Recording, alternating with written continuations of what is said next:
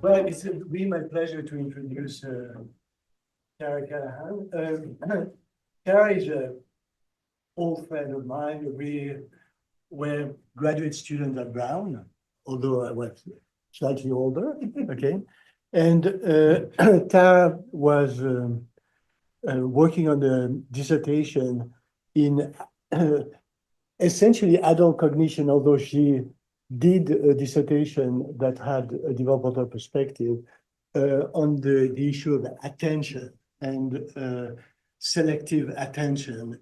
She moved on to Yale to work with Tex Garner, who was a very important adult cognitive psychologist, part of the cognitive revolution, I think, you know, he was really part of that.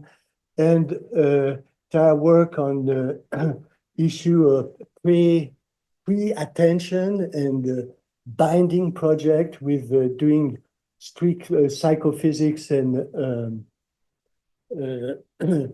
you know, experimental adult psychology. And then after her postdoc, moved to her dear Canada in Nova Scotia, in Antigonish at San Francisco Xavier University, where she's been a faculty for since the late 80s. So it's a long time. Okay?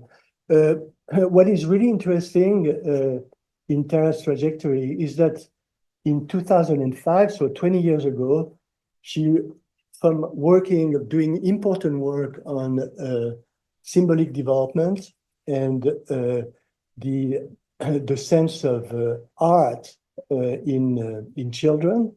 We did collaborate on some work that I feel very proud of. And then in 2005, she turned towards cross-cultural psychology. We did some work in various parts of the world, but in particular in Samoa in the South Pacific, on theory of mind and trying to find universal in false belief understanding in kids around 5 years of age, okay? And then she moved on to do multiple work, cross-cultural studies on social cognitive development in children in Peru, in India, in many other places, but I don't have the list in mind, and published some important work in collaboration with Mike Tomasello from the Max Planck Institute in Leipzig, comparative study on social cognitive development.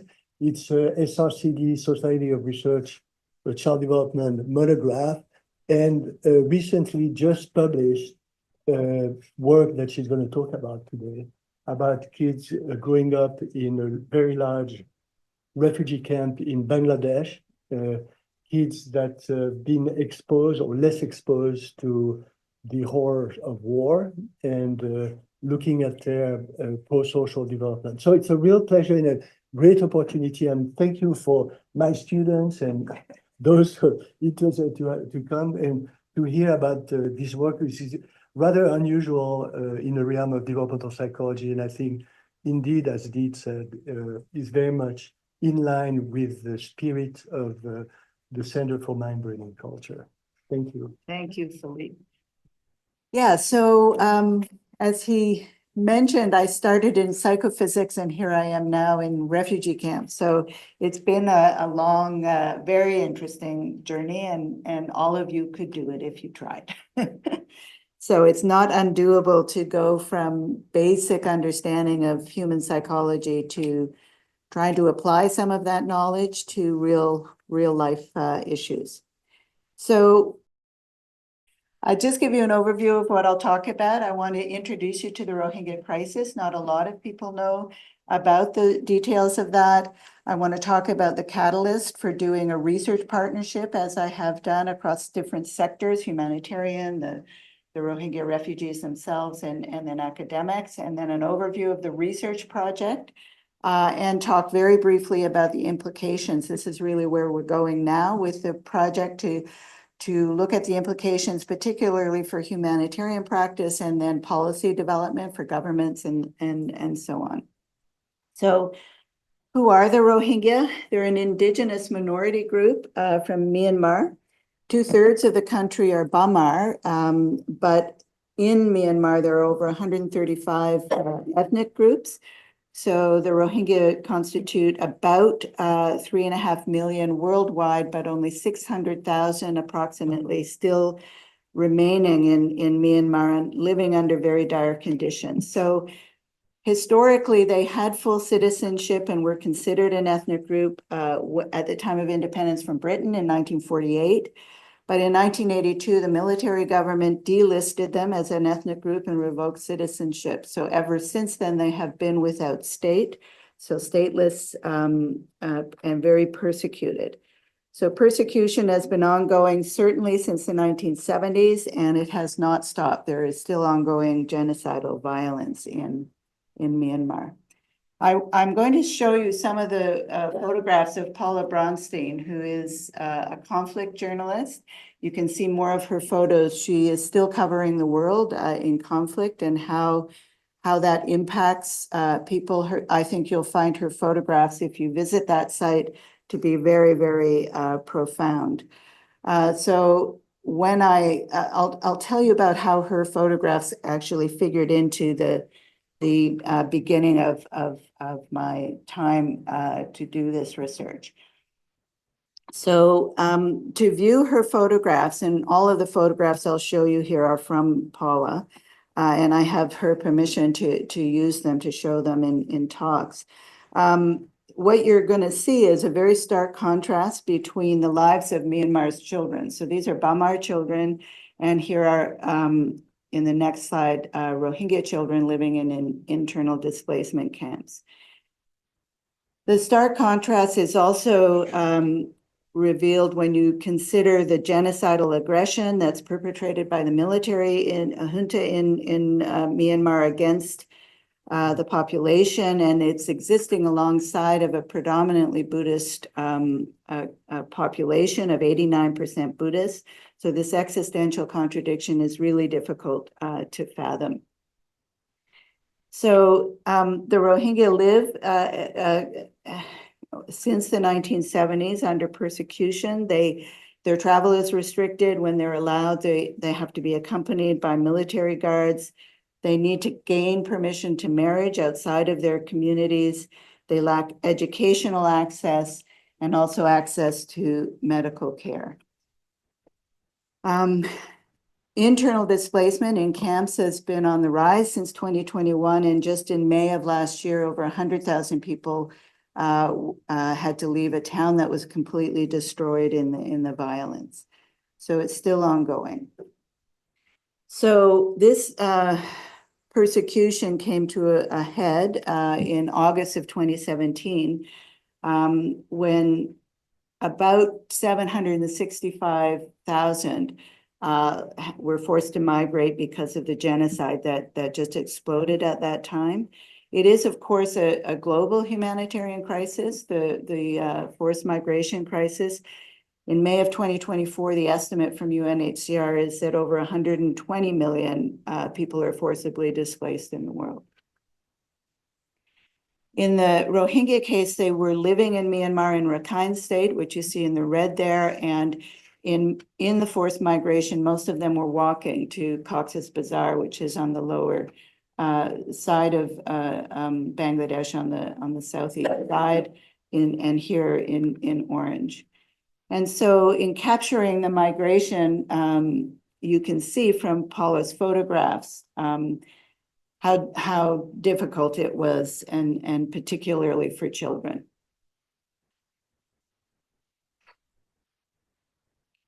So when they arrived in Cox's Bazar, there were existing UNHCR camps that had been ongoing for decades.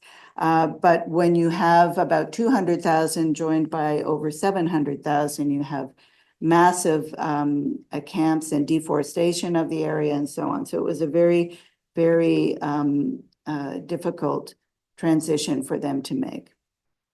So I show these pictures to give you a sense of the adversity that these people are living in, and also the adversity of the environments that children are developing within. So in August, the UN High Commission for Refugees declared the military generals should be tried for genocide. And indeed, in November 2019, the Gambia filed a lawsuit at the International Criminal Court against Myanmar. And here is Aung San Suu Kyi defending the charges and denying the charges on behalf of her government. And then we know from, just a year and a half later, her government was overthrown and she remains incarcerated in Myanmar.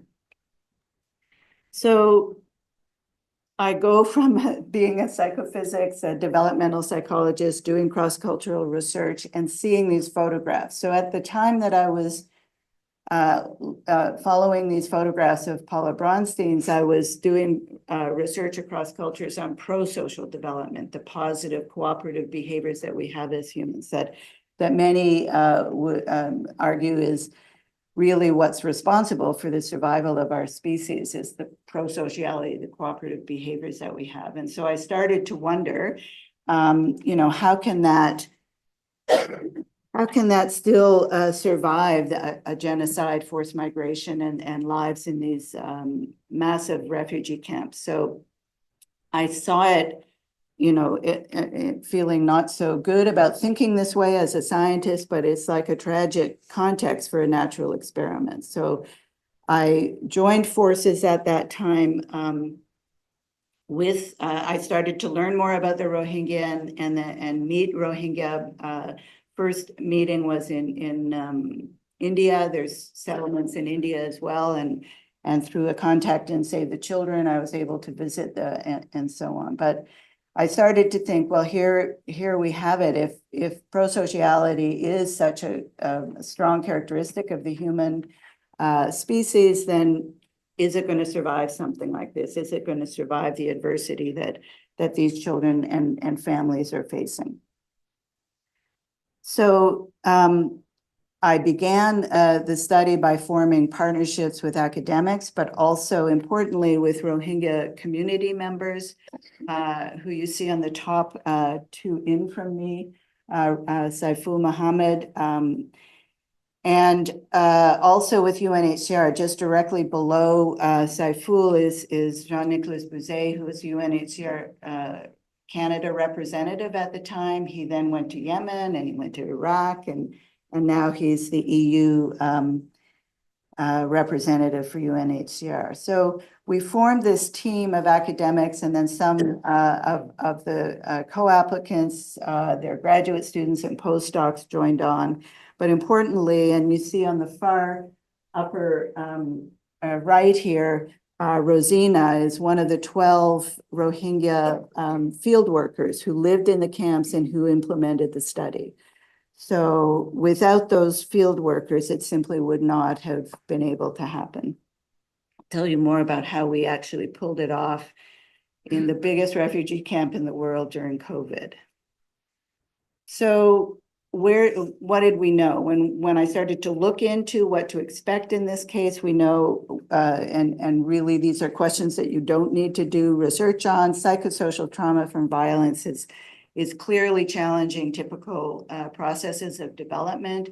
When I look to see what is the evidence out there, most research in conflict context focuses only on mental health and use self-report measures. So I'm not a behaviorist, but I really want to see what people do rather than what they say they do. So I tried to implement behavioral procedures. That was my goal here.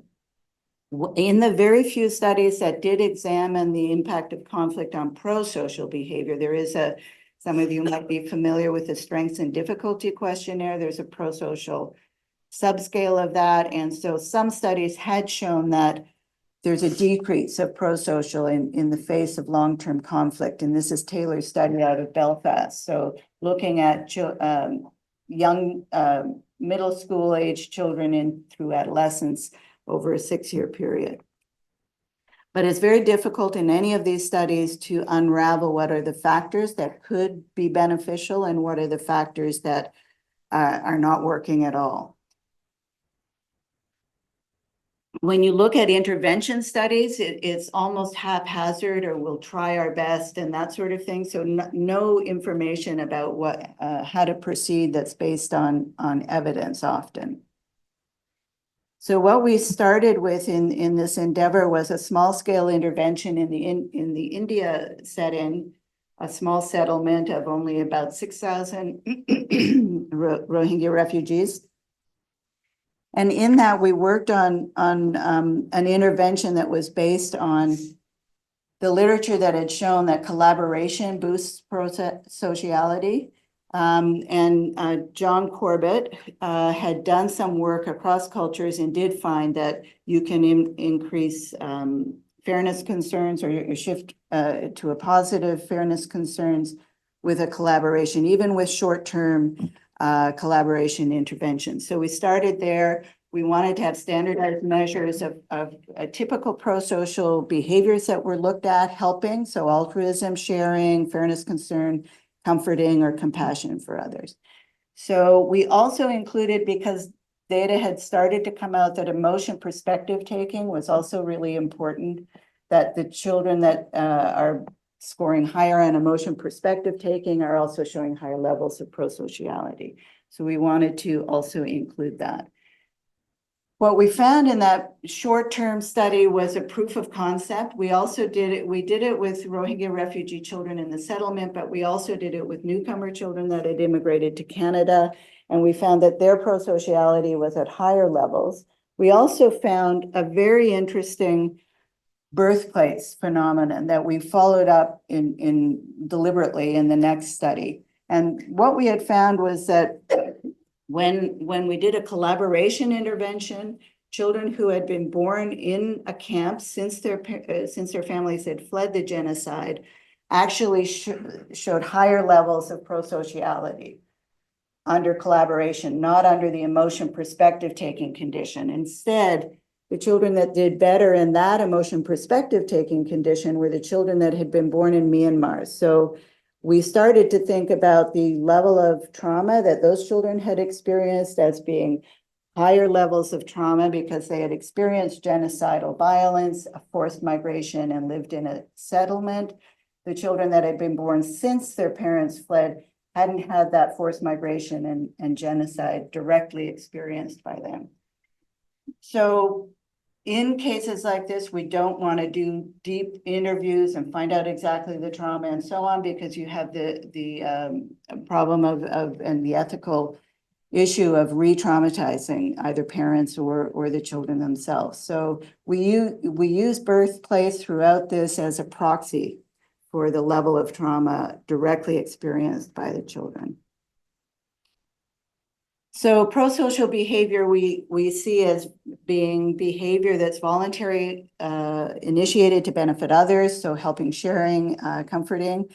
We see it as motivated by empathy, sympathy, but it's supported by cognitive affective processes, your ability to take the emotion perspective of others. If you're too young to do that, you're not going to be feeling in the same way. You're not going to be able to determine if you don't determine the perspective of others, then your prosociality isn't going to be as advanced.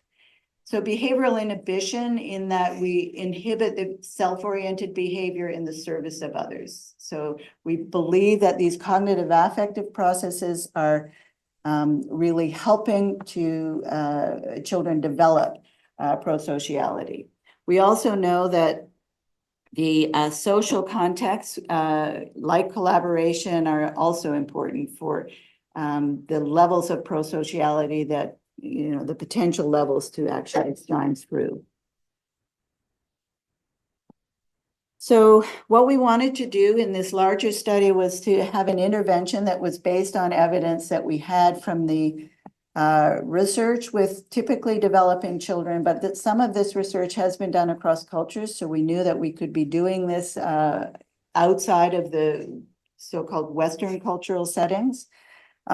So we wanted to design an intervention that was based on factors like collaboration, peer collaboration. We knew emotion perspective taking was starting to show some evidence, and also EF skills. But the EF skills like inhibition and so on, those had been primarily tapped into in correlational studies. So not a lot of good empirical evidence there, but still promising.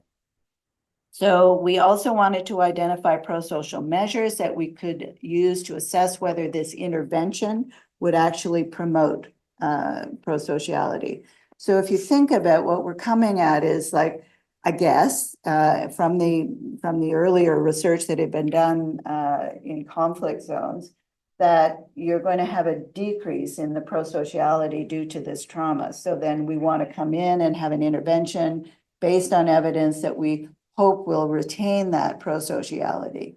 And in fact, what you're going to see from the findings is that there was a lot of prosociality in the first place, even before the intervention. So we wanted to do this pre and post intervention measure to just be sure that we were seeing what the intervention was capable of doing, but also what are the initial levels? Does prosociality survive the adversity that the children had experienced? We implemented, in the earlier study, we just did a short, like half-hour intervention. And here we did a 10-day intervention that children would come for 3 hours a day over a 10-day period for the activities I'll tell you about in a moment. So we had to begin by training. This was done during the COVID lockdown in the camps, and about 80% of the NGO staff were gone from the camps. And so it was really a skeleton in terms of the supports that people were getting. All of the educational learning centers were shut down, and that's a whole other story, that there's very little access to education even within the camps. So we just, like everybody, and we went to Zoom. Actually, we went to WhatsApp because in refugee camps, the internet connection is not great. And so we had a team in Canada, which included Saiful, who, because he needed to be there to make sure everybody was understanding the lessons of the day and so on. And over a 4-week period, we trained them. They had access to Google Drives to, memorize the standard procedures and so on. They practice with each other. They send us videos home and so on. So you can do this kind of training. We all learned how to do that over the COVID period. We saw in total 152 children. There were 3 waves of data collection. We were looking between 5 and 12 years, but separated children into the younger and older age groups, and they were always together with age mates. In the 12-person team, we broke them off into 3 people for each group of 8 children. So they had a lot of adult support within these sessions. And there were 4 classrooms across different areas of the camp, and they were running morning and afternoon. So a lot of logistics going into this, but it's absolutely, we were able to have this happen. So we had a baseline. We're looking at the baseline, and then we look afterwards to see whether or not our intervention had any impact. And the baseline was done 2 days ahead, and children were tested individually. And then 2 days afterwards, where again, they're tested individually. And we assessed helping, sharing, rather than a direct test of comforting or compassion or empathy. We told children stories and asked them to report how they would feel. So it's like a prospection of how you would feel in a situation of misfortune and what would you do. So you'll see in a moment that it's not ideal, but it's also not ideal to try to introduce a real situation or a contrived situation of misfortune in a population of children that have been traumatized. So we did what we could for empathy and looking at that. And we also did measure executive functioning just to see whether or not that was something that we could identify as an important factor here. So as I said, we had 3-hour sessions.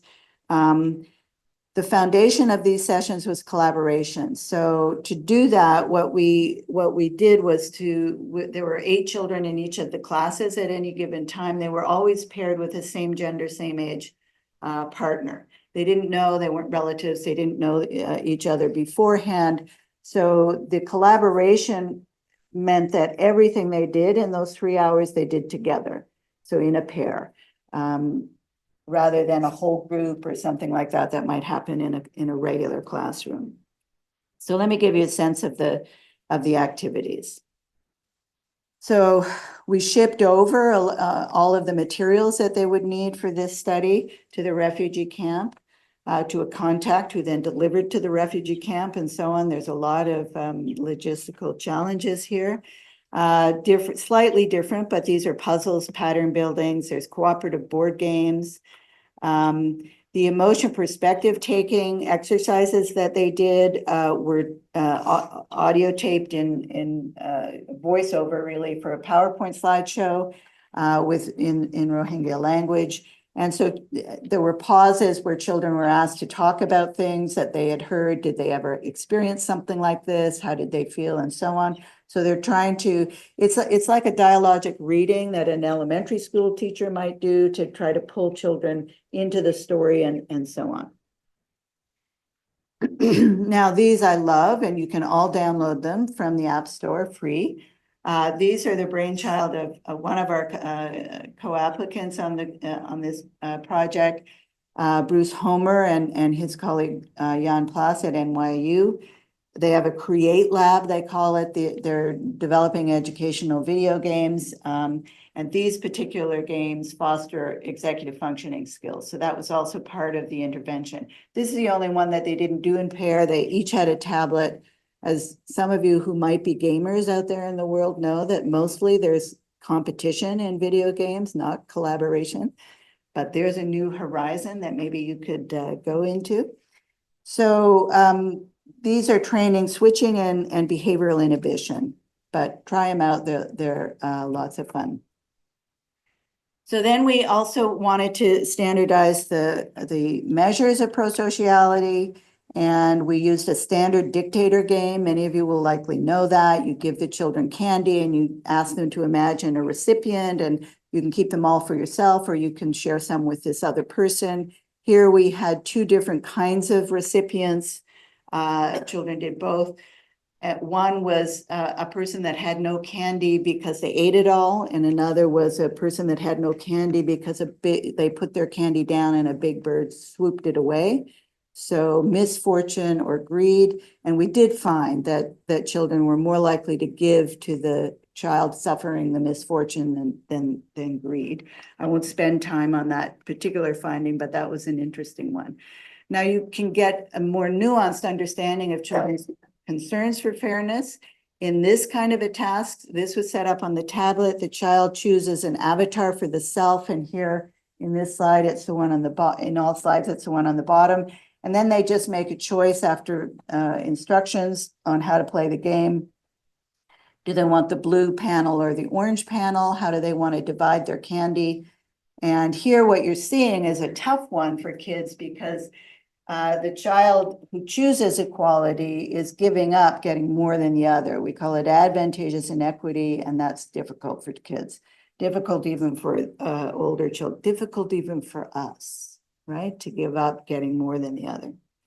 So here's a very busy slide to show all of the different types. You can ignore the first column. That's just to make sure they understand. They should most certainly choose the 1, 2, 2, where they both get 2, that's equal, but they get more. But the ones of importance are the next 4, where on this slide, and apologies that it's probably too busy to read at this point, you have cost manipulated there. If it's more costly, are children going to give less? You have inequity manipulated there. If the other gets more than you, disadvantageous inequity versus advantageous. But I want to point out the disadvantageous, this one right here, because it's going to figure importantly for the children who were born in Myanmar.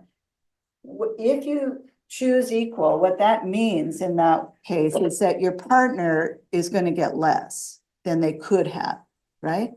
If you choose unequal in that case, you're generous to your partner, you're allowing them to get more than you. So I'll come back to that pattern. We developed a helping task here because in our previous one, we had based the helping measure on a procedure of Felix Warnekens, where an adult drops something and doesn't notice it, and does the child come and pick it up for them? And we found that the older children in that study didn't buy in to the ruse. And so what we did was just have children making origami shapes. The younger children have simpler shapes than the older children. But you take the children separately, you teach them each, say, a mouse shape or a dog shape. Then you bring them back together and you say one at a time, okay, let's have you do the mouse shape, and you see whether the expert helps the non-expert in that. And then switch the shapes, and now the other child's the expert. And so the question is whether or not there's any spontaneous helping behavior as the other is struggling to make the shape and doesn't know how to. There's a model in front of them, but they don't know how to achieve that goal. Is there going to be helping? And that is something that did work across this age span, 5 to 12 years of age.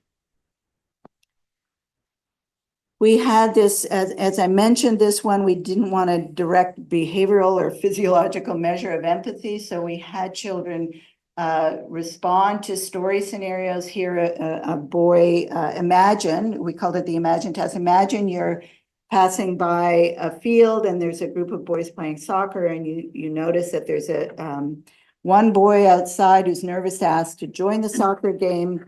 How would you feel if you saw that nervous boy who was afraid to join in the game? So how would you feel is trying to assess whether they would have feelings of empathy or sympathy for the child in the scenario.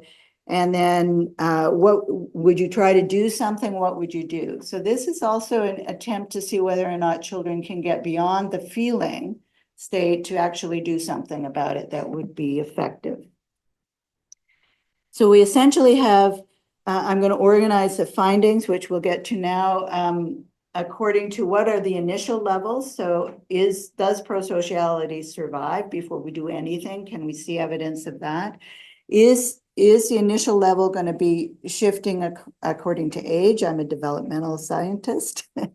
Does it change over age and in predictable ways? And what about birthplace? This proxy measure for trauma that we had picked up in the earlier study, we're very interested to see whether or not there's differences there.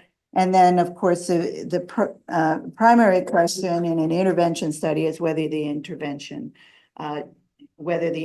actually improved the levels of prosociality. For those of you that are into analyses, one of our members is very into of the team was very into analyses. He did latent difference score modeling to predict. There's 2 steps in it. One that will give you the pre-intervention levels, looking at it from age, gender, and birthplace. And I can say right now, in none of the analyses did gender make a difference. So we're not even talking about that. Absolutely no effect. And then in the second step, you look at the intervention-related change. So we look at these outcome measures, and I'm going to just quickly run through them. So the helping task, the folding origami, we look to see whether or not they did things like slowing down and waiting for the other, so monitoring the other and how they were doing. Are they slowing down? Are they repeating the folding that they did so the other could see, and that sort of, those are helpful behaviors. And monitoring, you can, everything was videotaped. So these were all analyzed, videotaped analysis. So overtaking was another interesting pattern that we saw, which was the child would just simply see the other one struggling, lean over and make the shape for them. So overtaking was another style. Sharing, of course, number shared is easy in the dictator game, and then the proportion of equal choice is what we were looking for in or using as the outcome in the analysis of the sharing. And then in the empathic responding, in the answer to the question, how would you feel, they needed to have demonstrated and they got a score from 0 to 3, I think it was, on whether they demonstrated empathy, feelings of empathy, or reported feelings of empathy, and then the behavior, whether it's appropriate behavior or not, and whether it is other-oriented was another thing that was coded in the scoring. So we have these scoring manuals in the monograph that you could have a look at if you wanted to see how everything was scored. Okay, so what do we find? Sharing, if we look at sharing first, and if we look across the top for age, the initial levels, older children are sharing less than younger children in the initial assessment. So sharing gets worse with age in the initial. There was no change in that pattern after the intervention. In terms of birthplace, the children born in Myanmar had higher levels of sharing than the children born in the camp. And that's an interesting finding that gathers even more interesting findings with the subsequent sharing tasks. So children in Myanmar give more on average, overall. And then after the intervention, that pattern increased. So they gave even more. So their pattern of giving more increased following the intervention. So I'll remind you of these different forced choice types where we're looking for, do children choose equal? Because that's a predominant theme in sharing, is that we gravitate, particularly in Western culture, toward equality rather than other themes of fairness. And so are they choosing equal or unequal? So what did we find for age? More likely to choose equal on costly and disadvantageous trials. This is older children, but there's no age effect for non-costly or advantageous trials. Advantageous inequity. So older and younger children alike are tending to keep them for themselves. And there's no, older children did show a greater intervention-related improvement, so they're more likely to choose equal on all of the forced choice. So they're more likely, say, for advantageous inequity aversion, as they get older, they kind of, okay, we'll go for equal, but not the younger children. They really stayed with choosing the unequal. Birthplace had the most interesting of the findings for share across the board, really. So for children born in Myanmar, remember they had given more in the dictator game. They also were more likely to choose equal on all types except for that one where their partner would get less, stand to get less. So in that case, they chose the unequal, where the partner got more. Partner gets 2, I get 1. I'm not going to go for equal because that'll take something from my partner. That clear? So that's like a hyper generous pattern in the children that had experienced relatively higher levels of trauma. That pattern increased after the intervention. So the children born in the camp were still more likely to want to keep more for themselves, and they were rejecting the disadvantageous inequity. They were choosing equal on that. They were showing a pattern that's less descriptive as generous than the Myanmar children. So very interesting finding from the sharing that you have this strong pattern of generosity in the children that had experienced greater levels of trauma. What about helping? Older children show higher initial level of overtaking. This is something that, okay, I'm just going to do it for you. Older children showed greater intervention related increase than the younger children. So this pattern increased of overtaking. But overtaking was common only in the Myanmar-born children. So camp-born children were more likely to do this pattern of helping that I came to think of as more Vygotskian and scaffolding, that they monitor what the other's doing, they slow down their folding, they refold things if the child the non-expert hasn't been watching, and so on. They're more likely to be showing the other how to do it rather than doing it for them. The Myanmar children were in reverse. They were more likely to do it for the other than to show them how to do it. Okay. So, and then in terms of the intervention, the Myanmar-born children did increase that overtaking over the intervention. So that became a stronger tendency for them. They were less likely to show any improvements in monitoring or helping. So what about the imagine task? Older children were more likely to show higher levels than the younger children. Straight up age effect, both for the feelings, how would you feel, and what would you do? For both responses, the older children were more likely to report appropriate responses. No change over in age, that age effect. Birthplace children were focusing and doing better on the answer to the question, showing empathy, sympathy, and the answer to the question of how would you feel than the camp children. And then the camp children were more likely to be coming up with appropriate solutions, target behavior, remedial actions that would solve the problem of the misfortune of others. I'd take them into the soccer game, I'd ask them to join us, and so on. So children in Myanmar increased that focus on empathy, sympathy in response to those questions. So the intervention heightened what they already were doing there. So if we think of the profile for the Rohingya, the children born in Myanmar, those children that had experienced relatively higher levels, they basically have a greater other-oriented sense of fairness that shows up as a very hyper-generous pattern in sharing tasks.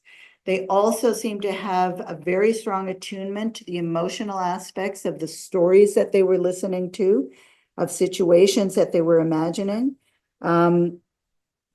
It's possible that this heightened attunement to the emotional aspects of situations creates a kind of freezing that they don't know what to do about it. If you imagine a child in trauma, that often freezing is a very typical response. They can't go beyond the feeling state. So it's possible, of course, much more research needs to be done to sort that out. And then with the overtaking and the helping task, we're wondering whether or not this experience that children have in caring for the younger children, this is a cultural phenomenon there in many cultures of the world where the parents delegate some of the childcare to the older children. And so it's possible that they're just in these kinds of situations that they've grown up in, that they're used to doing things for the younger ones. And that's the most expedient thing to do in the situation of adversity. So what we decided to do after this, after the research was reported and so on, was to bring back together the humanitarian community, the Rohingya community, and academics for more discussion about, okay, so what are we going to do from here? What are what kind of lessons can we take from this and then apply and maybe even scale up? And so we hosted a conference in Toronto last August, and really successful, had lots of amazing speakers there, including some newly immigrated Rohingya refugees that had, extremely inspiring stories to tell us. Bob Rae, who is a Canadian politician, but currently the ambassador to the UN, and he was the special envoy for Myanmar at the time in 2017. He was not allowed in the country. He was barred from the country when the genocide was really erupting. And so instead he went to the camps and talked to people there. And the Canadian government, because of his work as a special envoy, the Canadian government was the first government in the world to in their parliament to declare it a genocide. So he spoke at the conference, and our humanitarian partner, Jean-Nicolas Bouzet from UNHCR also spoke. And then we had workshops. So out of these workshops, we have a newly crafted infographic. This is something that's very new to me, and I'm used to writing long monographs, but not infographics. But we have an amazing team with Tina Malti is a collaborator on all of this research, and she has a phenomenal team at University of Toronto, Mississauga. She's also now a Humboldt Fellow and professor in Leipzig University for the next 5 years. So she's got some really amazing work on fostering kindness in children in the world and promoting social emotional development. So I invite you to have a look at this in at your leisure, but and I will share it so that the center has a copy. And if we go back to here to this previous slide, this little QR code is the code for the Center for Child Development, Mental Health and Policy. And all of the materials will be up there when they're all done. So we're building now a policy document to present to the Canadian government officials, and we better hurry up because there's all kinds of chaos going on in Canada in the Canadian politics scene now.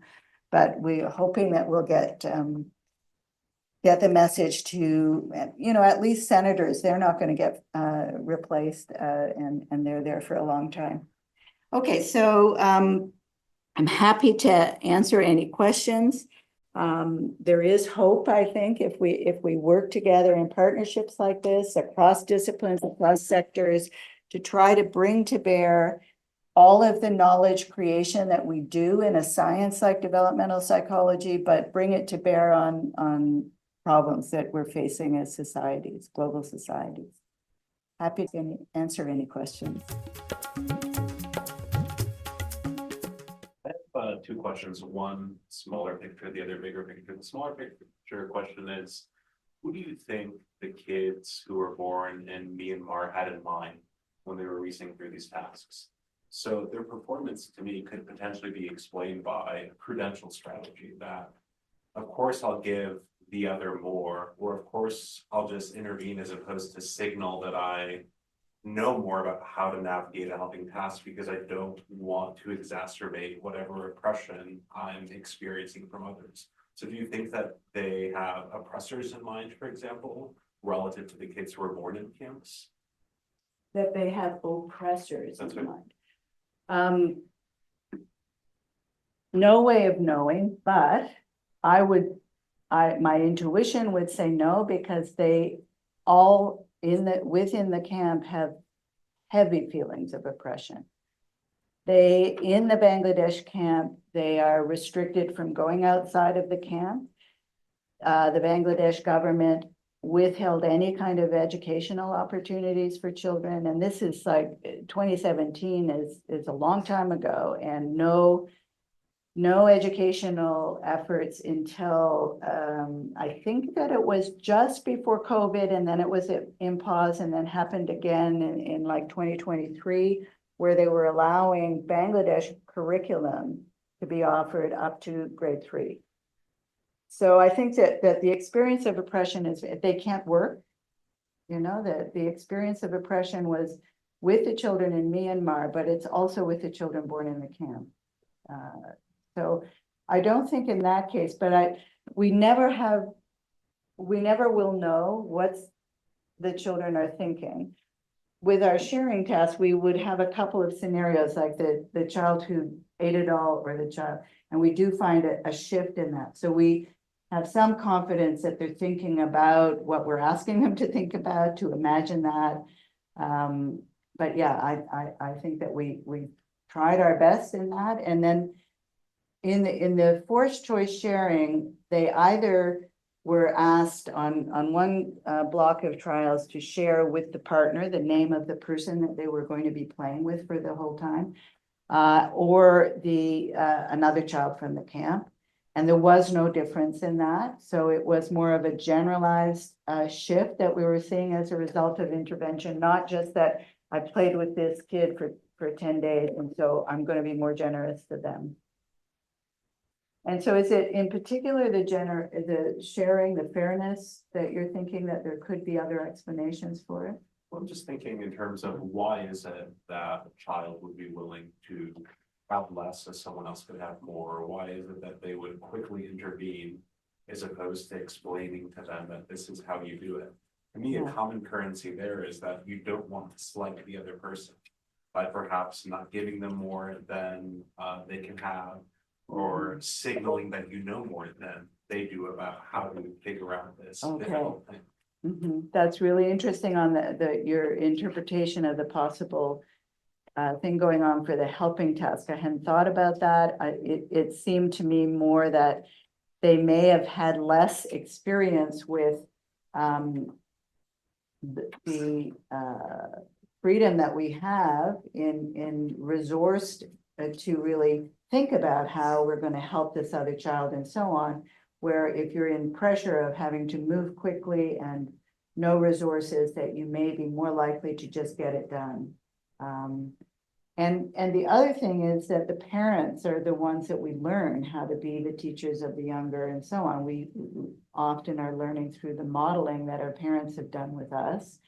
And so in the situation that all of these refugees have experienced, the parents are highly traumatized often, and their parenting is needing a lot of support to do what they would want to do. We have another study that came out in 2024, which was a qualitative interview study of the parents, and the parents are articulating all of the things that they want to do for the children and also the challenges.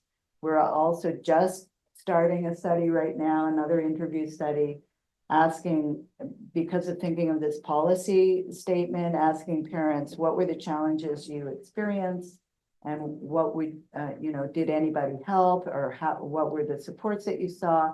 How would you, recommend that intervention happens to help ease the adversity that you experience? So we're hoping that from that the Rohingya voice itself gets a little bit louder than the feeling that you sometimes have when you go into a study like this, that I get when I go into any other culture as a visitor of that culture, that I'm seen somehow as holding more information or knowledge than the people that I'm working with. And so it's always important to break that feeling down, to be able to work in partnership with the people that you're interested in studying. So we're trying to do that with this as well. And I wonder if you had some general thoughts on the role of collective trauma relative to just trauma in shaping cognitive development. Yeah. And intergenerational trauma. So we talk about the children born in the camp as having relatively less, and I'm careful to say directly experienced, because I'm certain that there's intergenerational trauma that's affecting their development for sure. In working with the humanitarians and the first responders that were receiving the Rohingya as they were migrating, there was a whole team from BRAC University in Bangladesh that, and I don't know if people know about BRAC, it's both the largest NGO in the world and humanitarian NGO, and it's got university and so on. Anyway, the responders from BRAC University, who were mental health workers, were absolutely overwhelmed by the trauma and the influx of that many people. And so collective trauma for sure. And then this protracted within Myanmar, what the trauma that's been protracted, and because of internet, everybody knows what's going on back home. Everybody wants to go back home, but knows that I think over this period, there's been so long a period that they can't. And so there's a lot of issues that are going on. So the experience of I think there's so many questions that have been opened up that I see, like huge careers for people if they wanted, there's so many questions that need to be asked, but the partnerships really need to begin to flourish and try. And Tina Malti, who is one of my collaborators on this project, has a whole institute that she's just started at University of Leipzig that's called Humankind with a capital K. They're really going to do amazing things with She's also a clinician, so she's working with using a trauma-informed approach to helping. And she has worked for many years in Canada with newcomers, refugees coming in, Syrian refugees, Afghan refugees. This work with the Rohingya is the first that she's worked with Rohingya. So yes, I think that there's a lot to be still answered out there. But thank you for the question. Yeah. I just have a question about, do you think there's a possibility that culture will ensure this throughout this years? Because Myanmar is like a eastern country. And so I grew up in like an eastern country where like resources can be like very limited. So we were taught to be so we can bring them like application for it. So do you think that might be this will play a role in this action? Yeah, culture, I think absolutely plays a role. And there's some very important research with Joshua Kartner, who's a German developmental psychologist who worked with Heidi Keller and other. And what they really are trying to do is to understand and document what the parenting socialization goals are, which we're really as parents conduits for the societal goals, at least the ones that we agree with. And so channeling through what are our goals, and they're often informed by the culture and predominantly informed by the cultural goals.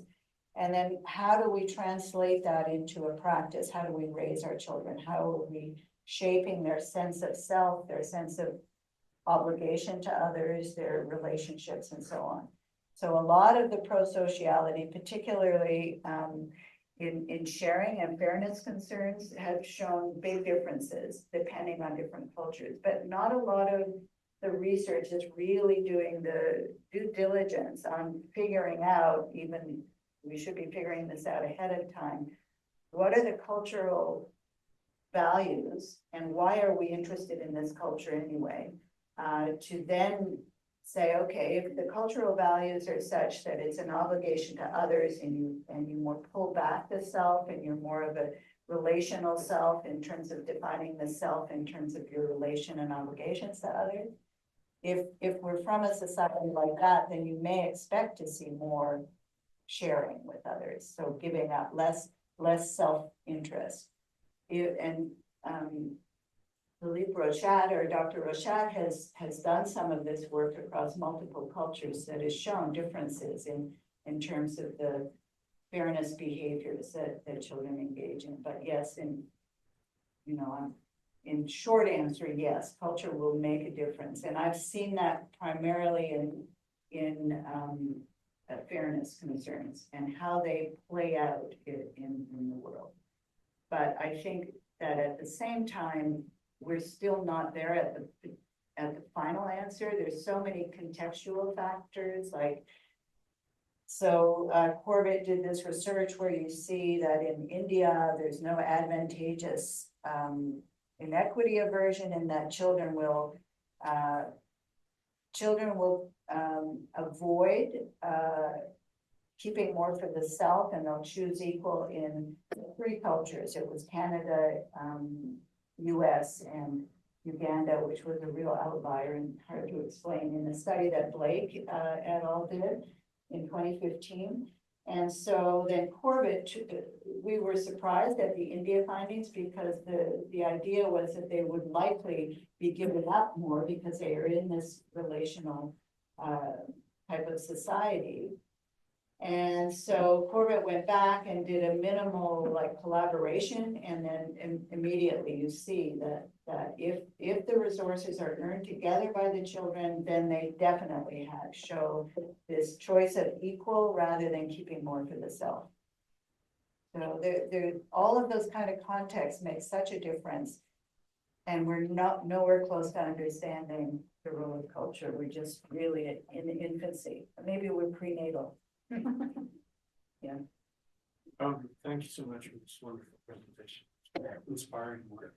And my question also has to do with context and culture. Mhm. So I wonder whether you work with cultural anthropologists to get at these questions about these cultural values that you're talking about and how they might play a role in influencing the development of children in terms of their social emotional competencies and how they're performing on these tasks. And there's a particular medical anthropologist, Arthur Kleinman, who did a lot of work on various things, but in developing the medical humanities and the Department of Social Medicine at Harvard. More recently, not that recently, but about 15, 20 years ago, he wrote a book called What Really Matters, in which he was making the case that to understand the experience of suffering that people have with social suffering, it's important to understand their deepest cultural values. And so to ask them about that, because all experiences of well-being and suffering are filtered through those values, those basic values.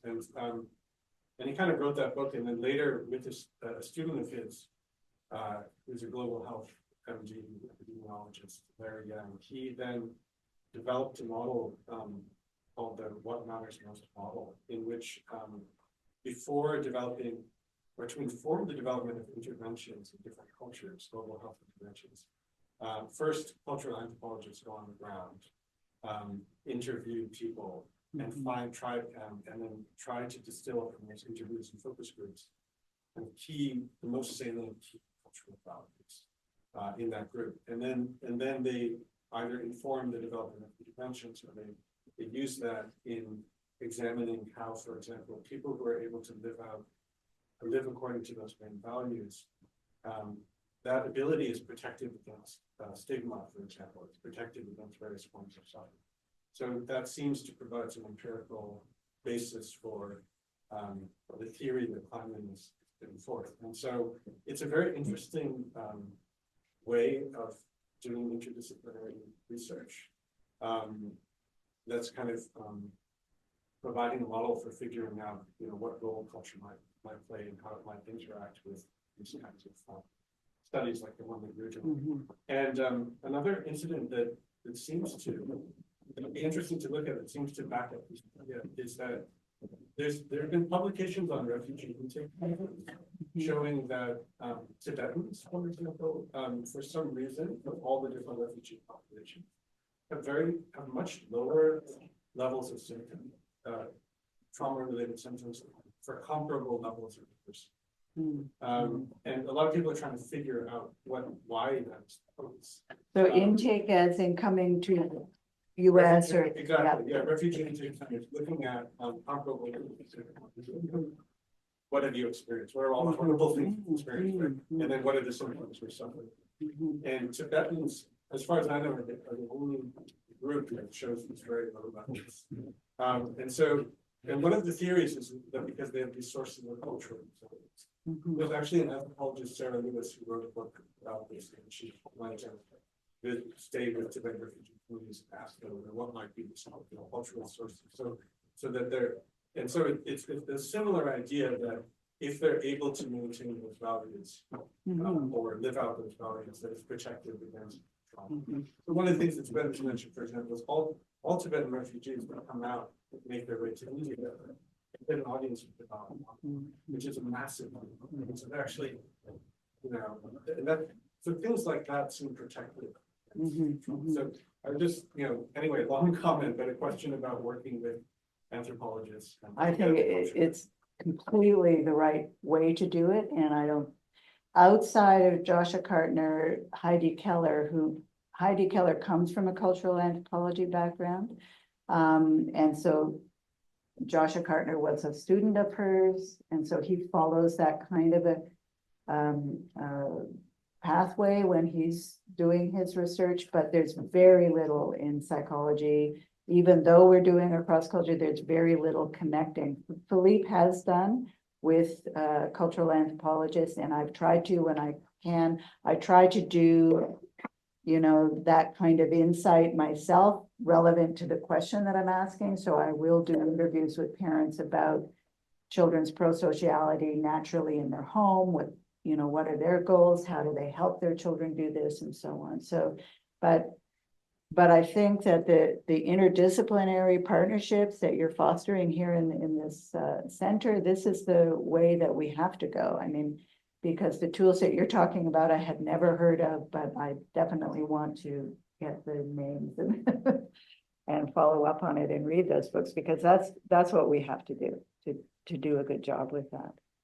And I think that in the case of the Rohingya, there are some cultural anthropologists on the ground there, and I don't know what exactly their work is going to be showing, but and what their goals are in doing the research, but yeah, but there may be some things coming out of that. I think that they're more in the geography of the culture and how those kinds of things are shifting. The anthropologists that I've talked to that are working in the Rohingya camps. But yeah, really, really important, I think, what the approach to have cultural anthropology involved.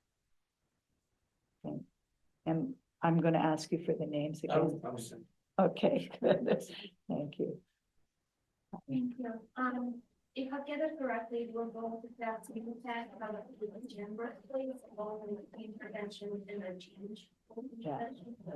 I was wondering if there was any interaction between the age and birthplace, in particular, wondering if the age at which a child was forced to migrate, had any impact on their behavior in these different times.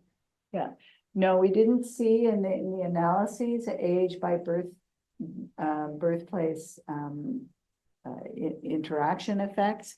But what the problem that we have just statistically is you have 152 children, and you have then half that number in each of the groups of, and it turned out that about half of them were born in Myanmar, and about just by sampling luck. So it is an important question, I think, because the age at which you witness a genocide is definitely going to have an impact on, you know, your cognitive abilities, your emotional abilities at the time, your ability to not be able to fathom what's going on around you are going to have an impact. So really, there's so many important things to follow up on from work that when you start to go into something as complex as this, I mean, the culture and the values of the culture and these core values that you're talking about, all of these, there's a lot of work coming out on resilience, of course. Anne Maston and her work, what was it called, Ordinary Magic, and talking about the different adversities that she has studied and how there's differences in the resilience of the populations. And really interesting what you're picking up with the similar symptoms, but differences in the resilience.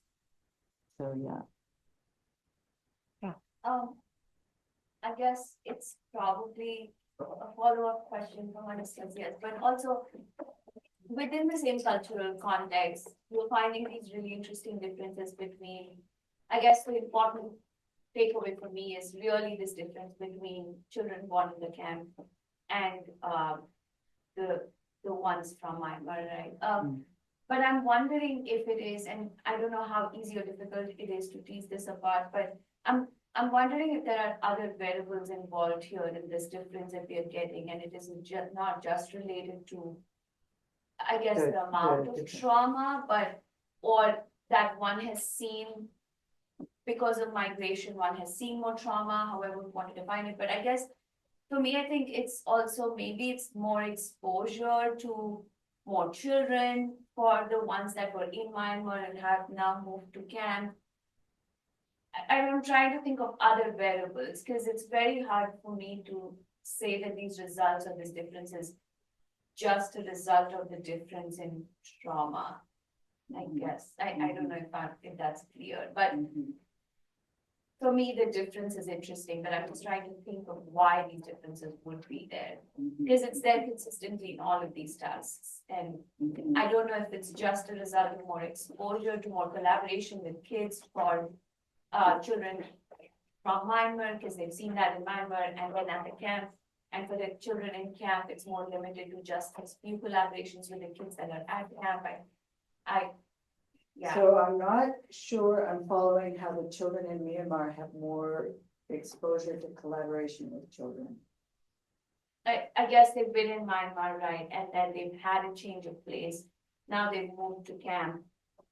And that's just one of the variables that comes Mhm. to me, but I think I guess my question is, I'm having a hard time looking at these differences as just a result of the amount of trauma, if that makes sense. And if there are other underlying variables that results in this difference that we see throughout between the children from Myanmar and the camp kids. Well, the culture is the same. Yes, that's why yeah. Yeah, and then the experience of living in the camp for extended period of time, because we were doing this, we were beginning, when were we beginning, like 2020, 2019, that they had lived in the camp fairly, some had lived in the camp longer than others. It's a more recent trauma that the children from Myanmar had experienced and so on. So there could be other variables, but the story that comes together the best seems to be this, and the whole impetus to look at birthplace came from the humanitarian on the team, Jean-Nicolas Buzet, who was saying when I presented the findings from the small study in India to him, he's saying, what I would really like to know is what the impact of forced migration is on these children, that we need to see what the difference is between children who have experienced forced migration. And in that case, he's thinking as a person in UNHCR that has seen all kinds of different reasons for forced migration, not all conflict and so on. But what I think that we have in the Rohingya case is a very strong indicator that you have very high levels of trauma. And I think that with the Tibetan refugee children, you're going to have similar, or with children that are, forced to migrate from any kind of context. So yeah, I'm not sure that there could be other things to explain, and I see this as a very beginning step to try to pull together different ways of knowing and finding out answers and so on. And I think but I'm really inspired by your beginning talk here, where you were highlighting how it's really important to work on these interdisciplinary planes. I think that's really the way we should be working. And this research was funded by Social Sciences and Humanities Research Council in Canada, and they have a multi-tiered level of partnership programs, which are really wanting to encourage this kind of research. So I think it's really, and that they've been in place for probably a decade there. And so we're at the middle level in this the first one that I told you about was in Partnership Engage, the very bottom, the beginners level, and this is at the intermediate. But with all of this input, maybe there's a chance for the big partnership, the full partnership, because I think it would be really interesting to pull a lot more people together. Yeah, if I can ask a follow-up question. Yeah. Exactly where you're going with it. Do you see this work? Do you work with people with global health? Do you see global health as a potential area where this interdisciplinary work can happen? I'm not talking about refugee population, I'm talking about the impact of trauma over the whole development. Global health continues moving to be more open to thinking not just about tropical infectious diseases, that started, but like issues about trauma and child development and the long-term lasting effects of, and how personality or empathy or something could actually protect against that. Yeah.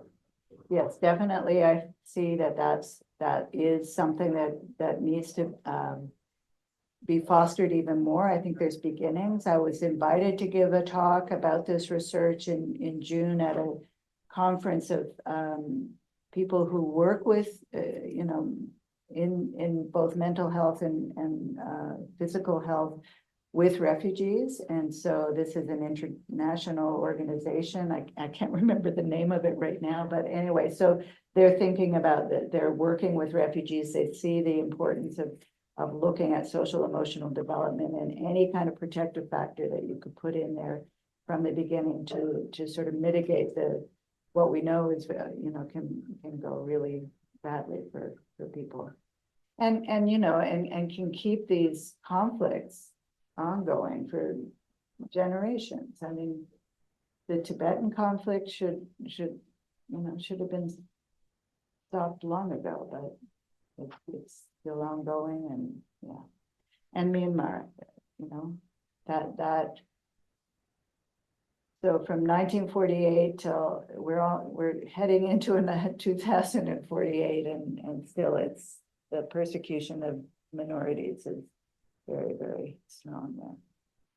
But I'm really inspired to have been working with Tina Malti, and to see what she asked me to be on a scientific advisory board for this new place, and I think there's so much potential that's going to come out of that.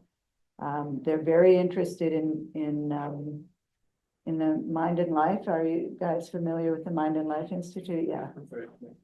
Yeah.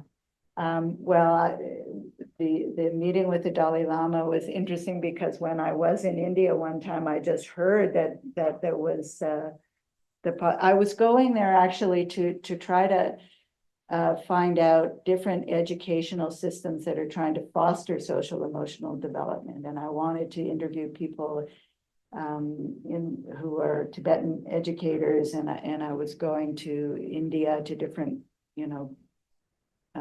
philosophical approaches to education. Anyway, so I was able to go to one of the Mind and Life on social emotional learning there, and it was really amazing, the transformation. And I know that the group now in Leipzig is very interested in that, and Tina herself is really a world expert on social emotional supporting social emotional development and kindness and that sort of thing. So you may be very interested in having a look at it's beginning, but they're going to do amazing things there. And they do already have a website starting up. So doing trainings, at a level that, and this is what they found, the BRAC University people that were the